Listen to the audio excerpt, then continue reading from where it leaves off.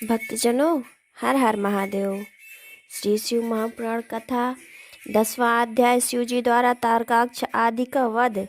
सनत कुमार जी बोले, इस प्रकार युद्ध की सामग्रियों से युक्त हो त्रिपुर वध के लिए शिव जी रथारूढ़ हो धनुष चढ़ाकर वहां स्थित हुए, परंतु हजारों वर्ष तक वे वैसे ही अलीढ़ आसन पर खड़े रहे और उनका बाण ना चला, क्योंकि उधर गणेश जी एक अंगूठे के बल पर खड़े हो उनमें विघ्न करने लगे, जिससे शंकर जी का लक्ष्य त्रिपुरों कपूर में प्रविष्ट ही ना हो पाता था।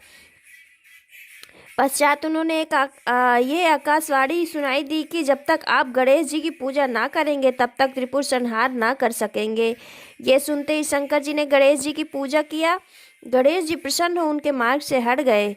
फिर तो पूज्य शंकर जी ने धनुष सजाकर उस पर बाण चढ़ाकर पाशुपत अस्त्र से संयुक्त कर त्रिपुर संहार की इच्छा की। उन्होंने निरादर से उनकी ओर देखा, देवताओं से भी शीघ्रता करने की प्रार्थना की। अभिलाषित मुहूर्त आ भी गया। जयाघात शब्द हुआ। शंकर जी अपना नाम सुना। उन्होंने असुरों से संभाषण किया। असुर निर्भय थे। शंकर जी को ये कब सहन होता।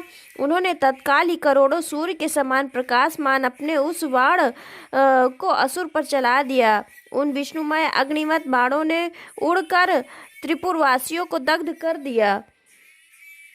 देवताओं सहित शिव जी के देखते देखते चारों ओर समुद्र द्वारा घिरे हुए दैत्यों के तीनों पुर अकस्मात भस्मात हो एक साथ ही भूमि पर गिर पड़े। सैकड़ों और हजारों हजार की संख्या में दैत्य भस्म हो गए।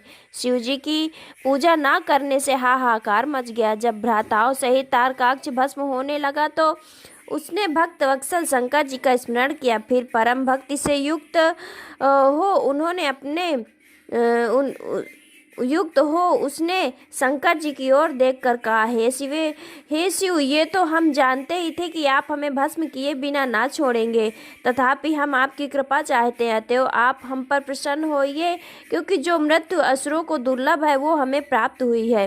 अब हम आपसे प्रिय प्रार्थना करते हैं कि हमारी बुद्धि जन्म जन्मांतर में आप में ही लगी रहे। ऐसा कहकर वे दानव शिव जी की उस अग्नि में भस्म हो गए। शिव जी की आज्ञा से उस पुर में रहने वाले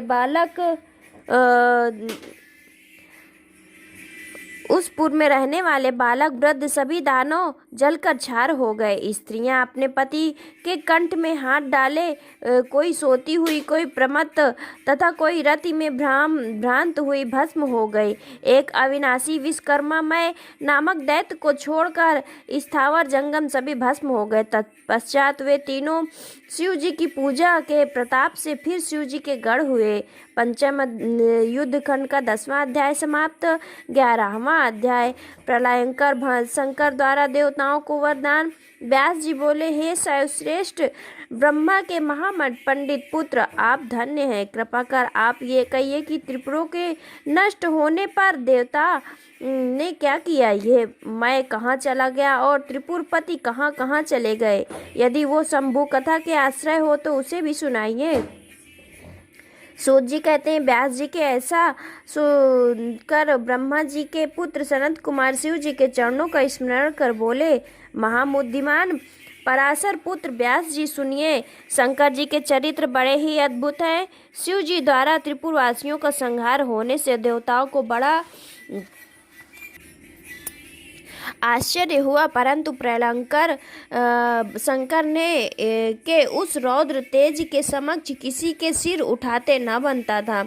इंद्र, उपेंद्र आदि सभी देवता भगवान शंकर और हिमाचल की पुत्री पार्वती की ओर देखते ही नत मुख किए खड़े हो रह गए। तब देवसेना की इस भयातुरता को देखकर ऋषियों से ना रहा गया और वे कुछ न कहकर भयंकर शंकर जी को प्रणाम करने लगे। ब्रह्मा भी भयभीत हो देवताओं से ही शंकर जी की स्तुति करने लगे। विष्णु जी ने भी बड़ी स्तुति की। सनत कुमार जी कहते हैं, जब ब्रह्मादिक देवताओं ने इस प्रकार भगवान शंकर की बहुत सी स्तुति की तो लोगों का कल्याण करता शिव जी ने प्रसन्न होकर कहा, हे देवताओं, वर मांगो। तब शिव जी के ऐसे वचन सुनते ही देवताओं ने प्रसन्न होकर और कहा, हे देवेश, यदि आप हम पर प्रसन्न हैं और कोई वर देना चाहते हो तो हमें यही वर दीजिए कि हम देवताओं पर जब जब कोई संकट आवे आप हमारी सहायता के लिए प्रकट हो, हमारे दुखों को सर्वदा दूर कर दिया करें। जब ब्रह्मा विष्णु और देवताओं ने ऐसा कहा तब शिव जी ने प्रसन्न होकर कहा, तथास्तु, ऐसा ही होगा।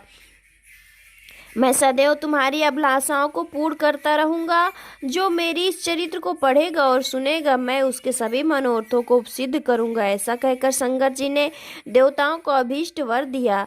पंचम युद्ध खंड का 11वां अध्याय समाप्त। 12वां अध्याय देवताओं द्वारा शिव जी की स्तुति तथा उनकी वर प्राप्ति। सनत कुमार जी बोले, तब शिव जी को प्रसन्न देख उनकी कृपा से बचा हुआ मैं दानव भी वहां आया और शंकर जी को तथा अन्य देवताओं को भी उसने हाथ जोड़कर प्रणाम किया तथा गदगद स्वर से हाथ जोड़कर शिव जी की ओर देखते हुए उनकी स्तुति करने लगा। फिर उसने कहा, हे भव, आप मुझ पर भी प्रसन्न हो। मैं बहुत स्तुति नहीं जानता, केवल आपकी शरण में आया हूँ, अतएव आप मेरी भी रक्षा कीजिए। शंकर जी ने उससे भी वर मांगने को कहा। उसने भी उनकी भक्ति मांगी। शिव जी ने तथास्तु कहकर उससे अपनी दृढ़ भक्ति दी। वो परमात्मा शंकर जी को प्रणाम कर उनकी आज्ञा से वितल लोक में वास करने चला गया। पश्चात वे सब मुंडी भी वहां आए और शिव जी तथा विष्णु जी आदि से देवताओं को प्रणाम कर अपने लिए आज्ञा मांगने लगे। शिव भक्ति नष्ट कर अपने दुष्कर्म पर पश्चाताप करने लगे। तब विष्णु जी ने उन मुंडियों से कहा कि तुम किसी प्रकार की चिंता ना करो, मैं ये सारा चरित्र शिव जी की आज्ञा से किया है। इससे तुम भी शिव जी के दास और देवर्षियों के हितकारी हो, तुम्हारी कुगति नहीं होगी। प्रत्युत कलयुग में जो मनुष्य तुम्हारे इस चलाए हुए मत को मानेंगे उन्हीं की कुगति होगी, इसमें संदेह नहीं। अब हमारी आज्ञा से तुम सब मुंडी मरुभूमि में जाकर निवास करो। मुंडी मरुभूमि की ओर चल गए। पश्चात सब देवताओं ने शंकर पार्वती सहित उनके गणों की सब प्रेम पूजा की और युद्ध की सब सामग्रियों सहित वहीं अंतर्धान हो गए। ऐसा देवता भी अपने स्थान को आकर शांति लाभ लेने लगे। जो मनुष्य शिव जी की इस चरित्र को पढ़ेगा और सुनेगा वो सब कामनाओं को भोग कर अंत में मोक्ष का भागी होगा। पंचम युद्ध खंड का 12वां अध्याय समाप्त। 13वां अध्याय शिव जी का इंद्र को जीवन दान तथा बृहस्पति को जीव संज्ञा प्रदान। व्यास जी बोले, हे ब्रह्मांड, हमने ये बात पहले सुनी है कि भगवान शंकर ने ही जलंधर का भी वध किया। यदि ये सत्य है तो कृपा कर मुझे शंकर जी का वो चरित्र विस्तार पूर्वक सुनाइए। सूत जी कहते हैं, जब व्यास जी ने उन महामुनि से इस प्रकार पूछा तो वाक्य विशारद सनत कुमार जी ने कहा, हे मुने, एक समय जब देव गुरु बृहस्पति और देवराज इंद्र कैलाश में शंकर जी का दर्शन करने गए तो शिव जी ने अपनी भक्ति की परीक्षा ली। उन जटा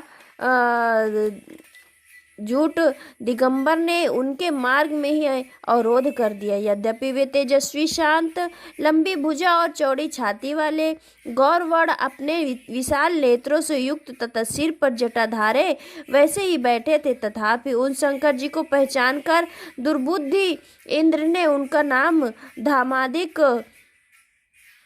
परिचय पूछा और कहा कि शंकर जी अपने स्थान पर ही हैं या कहीं गए हैं।